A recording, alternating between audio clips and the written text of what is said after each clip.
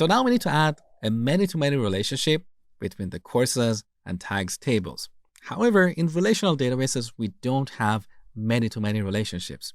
We only have one-to-one and one-to-many relationships.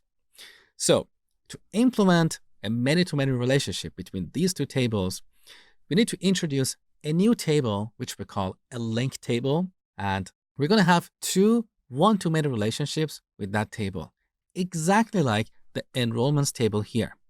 So before we introduce the enrollments table, logically we had a many-to-many relationship between the students and the courses. Then we introduced this link table. And as you can see here, we have two one-to-many relationships with this link table. We need to follow the same approach to implement a many-to-many relationship between these two tables. So I'm going to add a new table here and call it course tags. So course underline tags. This table determines the tags for each course. So in the courses table, we only have the courses. In the tags table, we only have our tags. And in this new table, we know the tags for each course. Okay, so enter. Here's our new table. Now we need to add our relationships. So I'm going to select this one-to-many relationship. First, we need to select the child or the foreign key table. And then we need to select the parent or the primary key table. There you go. Now we have a one-to-many relationship with our link table. Let me scroll to the right. That's better. Now, one more time, I'm going to add another one-to-many relationship here. First, the child table, and then the parent table.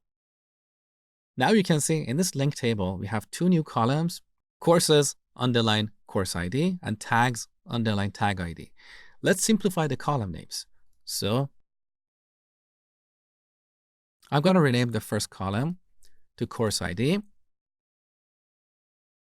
and the second column to tag ID.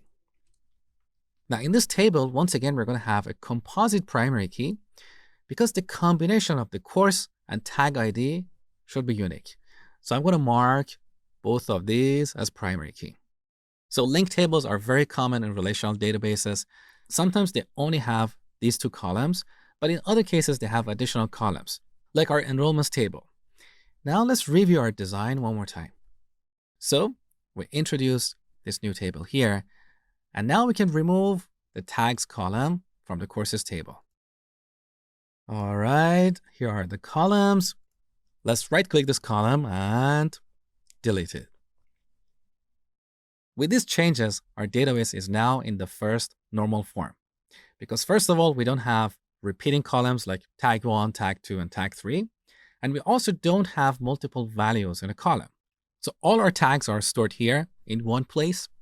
If we need to rename a tag, this is the only place that we need to update. Only one record in the tags table.